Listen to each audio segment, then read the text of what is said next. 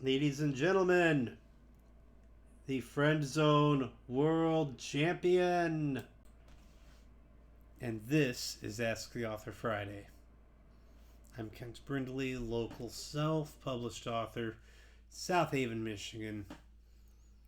South Haven Ram, Grand Valley State Laker, Lake Michigan College. At the time, I swear they were the Indians. Now, they're the Red Hawks now. Okay, South Haven Ram, Lake Michigan College Red Hawk, Grand Valley State Laker. Yeah. Self-published author, and here we are. This is Ask the Author Friday, date of June 27th. Feeling proud yet? We're almost at the end of June. All right.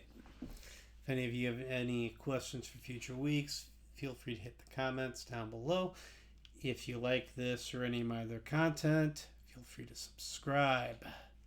Here we go.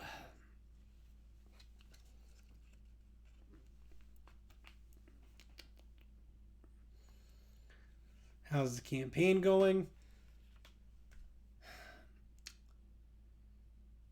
2 weeks after a sore throat and cough started, I feel like I'm coming out the other side of this, so I can feel more comfortable beginning a door knocking campaign. Still not comfortable with it. I still know exactly how I feel about unsolicited bangs on the door. But it's got to be done, because one of these days I'm going to run out of people who are simply going to recognize me at work or recognize me out on the sidewalk. So far, so good. I'm getting rid of the campaign signs, and I am starting to attend council meetings and other candidates' events. So far, so good.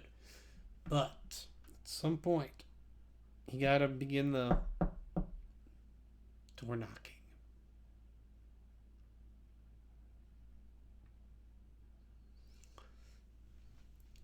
That and a Meet the Candidate event coming up July 15th, so that'll be good for me. That'll be good practice as well. Alright, enough quick plugs about that. What is a book blurb?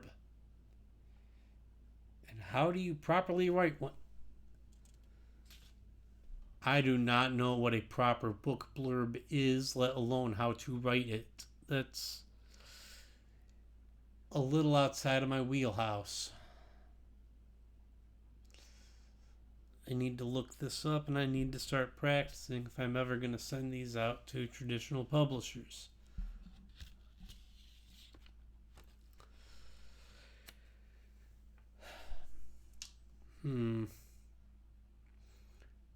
Trigger warnings at the start of books.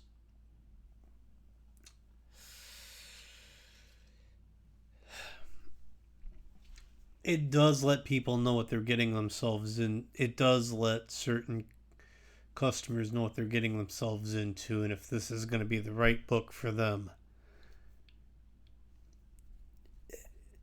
Where the trigger warning draws the line is the same place that a book synopsis does. You can't give away too much of the book without letting the customer read it. But if a book is on a subject matter or source material that a prospective reader just simply will not and cannot enjoy, and can feel like a burden to have to read about, no.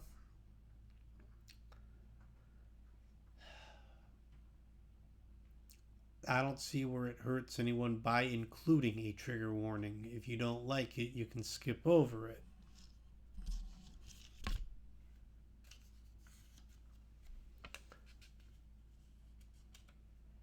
The content warnings content warnings specifically in front of classic animation DVDs now, or I actually just saw one the other day pop up on MeTV Tunes for classic animation.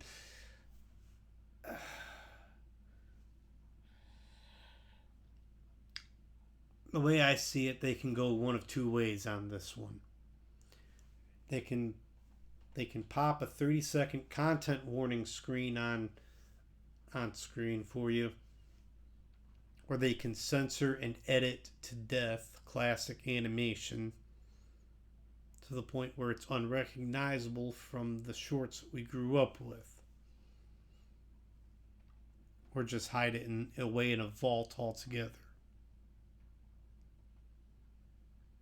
And if those are the options, I don't see the problem with the content warning screen.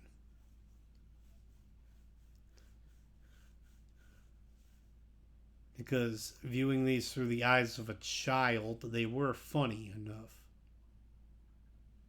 They were funny and innocent when being viewed through the eyes of a child. Maybe the Looney Tunes shorts, for the best example, were meant for adults to begin with. I mean, they had enough adult-oriented humor written into them for the adults in the audience. But you be the judge. It's like the trigger warning page. If you don't need it, you don't need to read it. A content warning in front of certain pieces of animation or certain sitcoms. If you don't need it, you don't necessarily have to look at it. And just enjoy the products that comes on after the screen, because usually when they add the content warning in front of it, it means they're ready to show it unedited and unaltered.